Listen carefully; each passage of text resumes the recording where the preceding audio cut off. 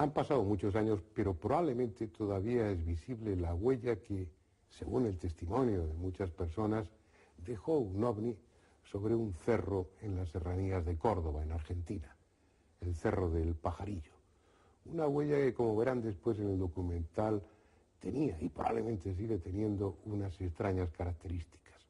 Sin embargo, pese a su interés, la huella del Cerro del Pajarillo es apenas el prólogo, la introducción para un tema mucho más complejo y desconcertante, el que concierne a un cerro, a un monte de esos que se consideraban ya sagrados o mágicos desde época precolombina, el monte o el cerro de Uritorco.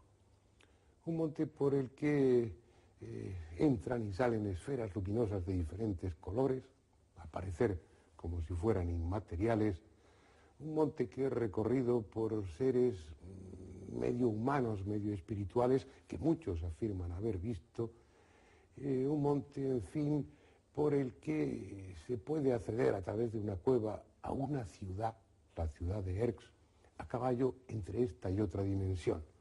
Un lugar, según dicen, privilegiado, al que solo pueden acceder los iniciados. Estamos hablando, por tanto, de uno de esos cerros mágicos, extraños que hay repartidos por el mundo, de uno de esos lugares de poder en los que suceden fenómenos extraordinarios y donde también resulta fácil alucinar, o si quieren ustedes, alcanzar estados alterados de conciencia. Estuvimos allí, recogimos multitud de testimonios, algunos francamente interesantes. Incluso montamos un campamento a los pies del cerro por si nuestras cámaras tenían la oportunidad de filmar alguna de esas extrañas luces. Y después nos fuimos a Buenos Aires, porque allí, en una casa de un barrio de las afueras, de un barrio residencial, estaba, y supongo que seguirá estando, otra pieza fundamental vinculada al misterio de Uritorco. Un bastón de mando, el Simiwinki, un bastón de mando labrado en basalto, ya verán ustedes su extraordinaria factura, que según la leyenda será empuñado por aquel que cambiará el destino del mundo. Un bastón de mando que, según los rumores, buscó el propio Hitler.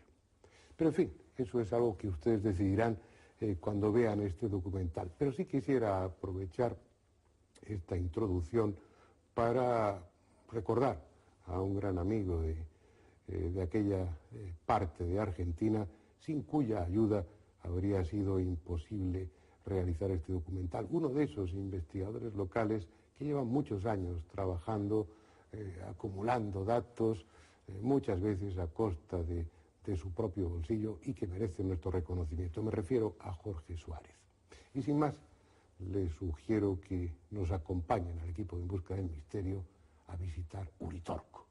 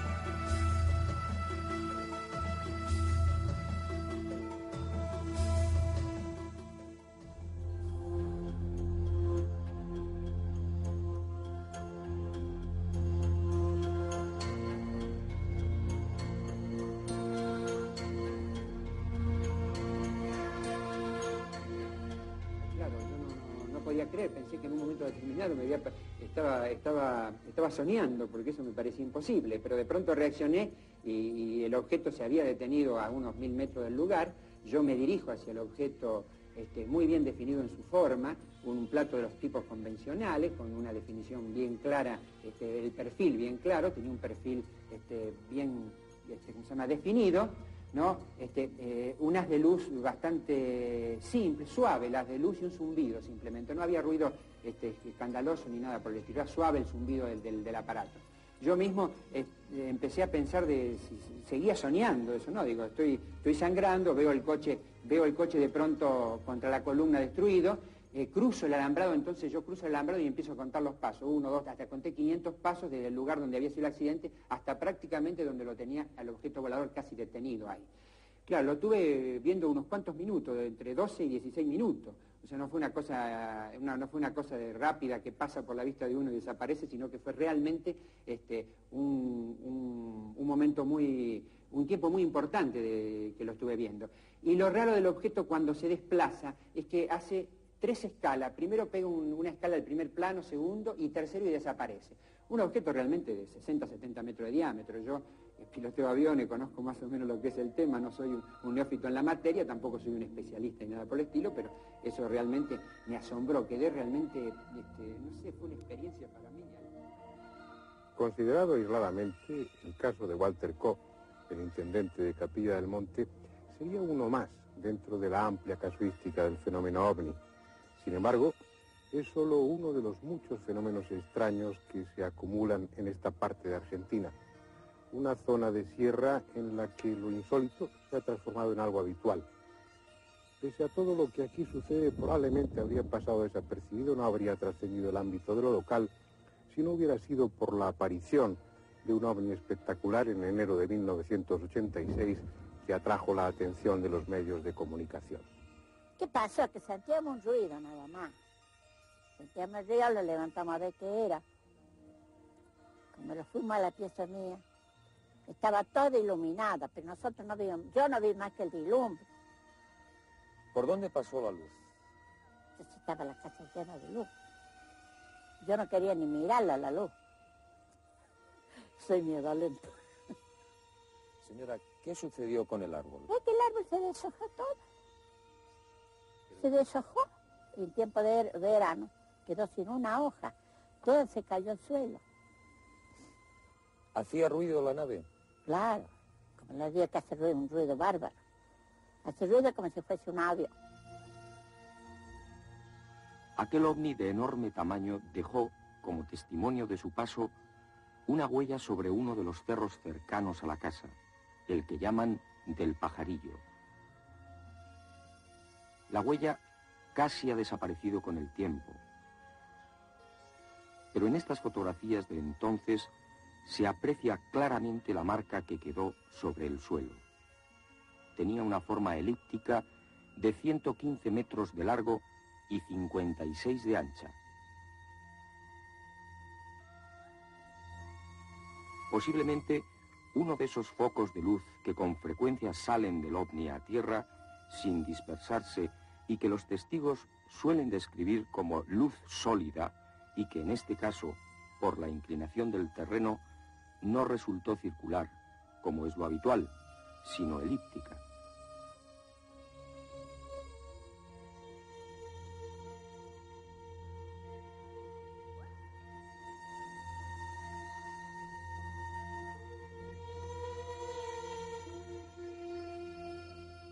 Estamos en plena huella, una huella ya apenas reconocible, ha transcurrido alrededor de 4 años, pero que en su momento fue bien estudiada y con sorprendentes resultados. Lo primero que se comprobó es que las hierbas de la zona estaban quemadas, chamuscadas, pero de arriba a abajo, como si la fuente de calor se hubiera producido desde arriba. Y además estaba quemada sin haber ardido. También se encontraron con que los animales que había en aquel momento dentro de la huella estaban obviamente muertos. Pequeños batracios, algún pájaro, los insectos, pero estaban secos, deshidratados, como si la radiación, el calor, el fenómeno que se produjo en aquel instante hubiera evaporado súbitamente todos los líquidos de sus tejidos. Al cabo de unas pocas semanas, la hierba, el pasto, volvió a salir en la huella. Y creció fuerte y pujante. Sin embargo, el ganado de esta zona no quería comerlo. Bordeaba la huella y no entraba a comer ese aparentemente apetitoso pasto. Pero después, alrededor de un año después, hubo un incendio en este cerro, un incendio por causas naturales. Y lo curioso, lo extraordinario, es que todo el pasto del cerro ardió, excepto el pasto que estaba dentro de la huella y que era teóricamente tan combustible como el resto. Ya ha transcurrido mucho tiempo, como decía, el caballo está comiendo de ese pasto sin ningún inconveniente, con aparente gusto. Pero nuestro técnico de sonido en este momento está captando interferencias a través del micrófono que llevo puesto, que no se producen hasta este momento del rodaje, no se han producido en ningún otro lugar. Posiblemente algo de aquella energía que se movilizó permanezca en el suelo. El caso es que los contadores de Geiger en aquella época no dieron ningún resultado y los análisis de laboratorio tampoco. Pero evidentemente algo sucedió, algo extraordinario en esta huella que aún permanece, que aún es detectable. Pero la huella de aquel ovni pasará al olvido, a los archivos de la casuística ovni. Los que no pasarán al olvido serán los ovnis, al menos en esta zona de Argentina. Era en el mes de octubre, más o menos, cuando yo salía de mi casa y al llegar acá me encontré con una luz muy potente que venía del Cerro Uritorco y se desplazaba muy suavemente hacia el oeste, dejando una estela en forma de triangular. Esa luz, después que se perdió en el horizonte, empezó a volver y se formó un aro luminoso muy grande. De ahí se formó un círculo negro con un destello enorme alrededor. Eso no hacía ruido para nada y se desplazaba después del sur hacia el norte, muy suavemente. Creo que habrá durado más o menos unos 20 minutos. Veníamos viajando desde el Zapato hacia el centro de Capilla del Monte. Y él, mirando una luz que se ve casi a diario, de esas luces extraordinarias que se ven, él miró para atrás y vio una luz que alumbraba hacia abajo. 2 luces había. Y luego empezó a formarse una luz en el centro, que fue agrandándose. Entonces nos volvimos a casa para mirarlo con el prismático. Ya la luz se había agrandado y en el centro se había puesto oscura, de color oscuro. Estaba tan grande como la luna. En la noche del 22 de enero de 1988, en el Monte Overo, que está en el fondo, se produjo un avistamiento de lo que se puede calificar como de ovni, ya que en una secuencia de casi 3 horas se presentó una luz muy blanca, lechosa, del cual se desprendía una luz roja en forma vertical, y luego se producía una serie de luces, de destellos de distintos colores, que giraban como un carrusel. 3 o 4 veces fue lo que avistamos con mi familia esta circunstancia tan especial, y al otro día, al venir a este mismo lugar que habíamos marcado, nos encontramos con una huella de aproximadamente 40 metros de circunferencia. Hay muchos testigos de los ovnis en esta zona, aunque no todos estén dispuestos a hablar. Tampoco importa demasiado, no se trata de hacer de este programa una especie de encuesta. Y sí interesa hacer relación a otro fenómeno importante que tiene el Cerro de Uritorco como epicentro. Me refiero a unas luces, a unas esferas luminosas que muchos han visto, que salen de una punta de un cerro y van a otro, que recorren las quebradas, que a veces se introducen en las laderas de los montes como si se desmaterializaran. Unos las relacionan con el fenómeno ovni, otros piensan que son entidades espirituales, bolas de energía animadas de inteligencia y que van y vienen de una a otra dimensión. En cualquier caso, se trata de algo que está fuera de la física conocida. Salimos afuera porque ahí vimos un gran resplandor, que era una nave de los extraterrestres que daba vuelta al patio. Me ocurrió que después se fue para el lado del Cerro Uritorco y ahí había un campamento, a los cuales lo vieron igual que nosotros también. Tenía forma de un sombrero mexicano grande. Y después, porque ahí en el Uritorco se dice que está la base de ellos, donde van a cargar energía. Bueno, yo una vez trabajando como policía, en compañía de un cabo que en este momento no está más acá, salimos con el móvil de patrulla. Al llegar a la Plaza San Martín, prendimos la baliza porque vimos una luz roja en el cerro. Prendimos la baliza y la luz se acercó un poco más y se puso entre color amarillento el rojo.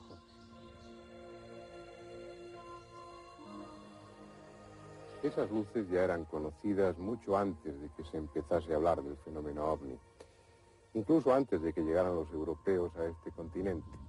Los comechingones, los indios de esta zona, las veían con frecuencia y por eso consideraban al Cerro Uritorco un cerro sagrado, un lugar en el que se manifestaban los dioses. Y ese carácter místico aún lo conserva el cerro. Son muchos los que vienen aquí atraídos por un impulso metafísico, por una especie de intuición, o después de un estado de meditación, algo en su interior les empuja hacia el Cerro de Uritorco. Vienen buscando el contacto con unos seres especiales, de elevada espiritualidad, tal vez extraterrestres, según algunos, que llegan al cerro atravesando una puerta que separa esta dimensión de la otra. Y de esos buscadores de lo místico del Cerro Uritorco, hubo unos hace unos cuantos años, 4 concretamente, que sufrieron una dramática experiencia. Llegaron hasta aquí atraídos por ese impulso. No sabían bien qué estaban buscando. En un lugar determinado del cerro dejaron parte de su ropa, de su calzado, y descalzos siguieron arriba, siguiendo ese impulso. Era invierno, cayó la niebla, se dispersaron y durante varios días y varias interminables noches, sin alimento, cada uno por su lado, sufriendo temperaturas de varios grados bajo cero, anduvieron esperando a que les encontraran. Gabriela apareció al 8º día y tenía los pies congelados. Como a los 5 días más o menos que dieron el alerta, aparece esta niña, Gabriela, que esta sí venía mal, un problema así de desorientación, muy nerviosa, histérica, digamos, casi, y sin poder caminar, con pies de trinchera. Esto es, los pies congelados, sin circulación, aparte de las múltiples cantidades de espinas que tenía, ¿no? Imposible por el dolor, por la congelación para caminar para ella. Peligroso el cuadro. Y hacemos tratamiento, pero no nos quedamos tranquilos. Entonces, como a 24 horas más o menos, derivamos. Y había posibilidades de llevarla a Buenos Aires, entonces allá la llevaron para hacerle tratamiento. Lo que sucedió después con los pies de Gabriela nos lo contará ella misma, pero será más tarde, junto a la hoguera del campamento, porque como es inevitable, instalaremos nuestras tiendas y nuestro equipo a los pies del Cerro Uritorco, por si aparecen esas luces, y sobre todo, lo que sería más interesante, por si las podemos filmar.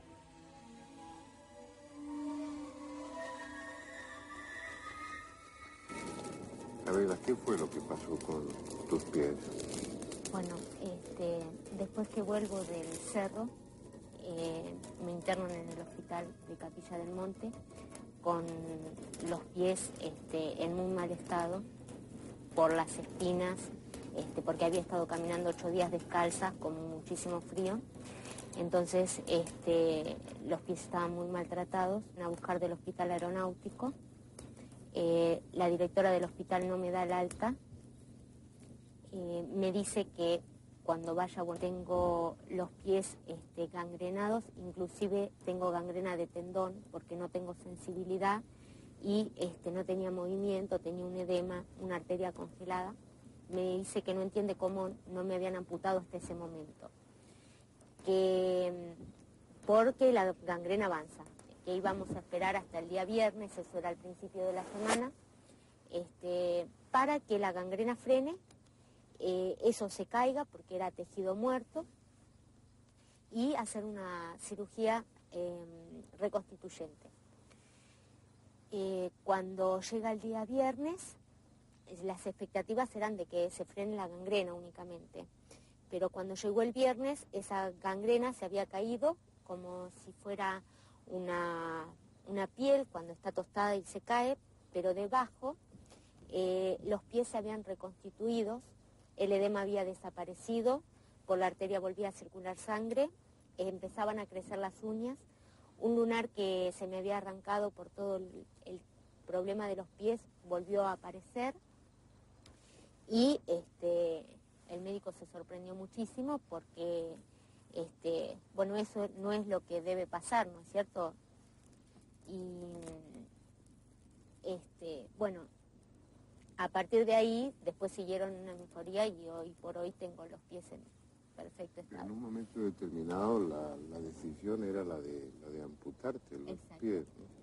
Inclusive yo en ese momento le pregunté al médico si iba a poder caminar y me dijo que sí, que si paraba la gangrena, con una cirugía reparadora, aunque cayeran los dedos, que iba a poder caminar. Yo dije, bueno, mientras pueda caminar, no quiero usar sandalias. ¿Y el traumatólogo qué comentario hizo sobre esa curación? El tema es que me dijo que, bueno, era prácticamente imposible que se regeneraran porque eso era tejido muerto. Entonces,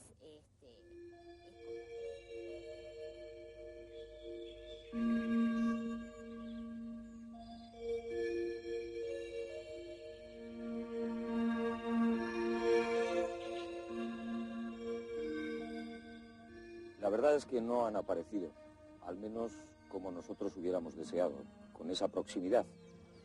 Esta noche no ha habido luces extrañas, por lo menos en esta ladera suroeste del Cerro del Uritorco.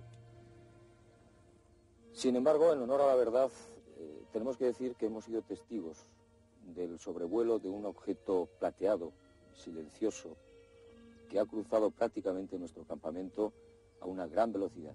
Precisamente esa rapidez, esa velocidad nos ha hecho imposible filmarlo. Quizás la culpa ha sido también nuestra, porque con nuestros equipos, con nuestras cámaras, con nuestros hombres, aunque estaban deseosos de visualizar esas luces, hemos roto la magia, hemos roto el encanto que seguramente, que sin duda, tiene el Uritorco. Pero no importa, vamos a proseguir la aventura, vamos a seguir a la búsqueda de esa cueva que, según dicen, es la puerta o la entrada a un lugar, a un mundo que solamente los iniciados conocen y que, al parecer, sirve para que estas personas, estos elegidos, se pongan en contacto con esos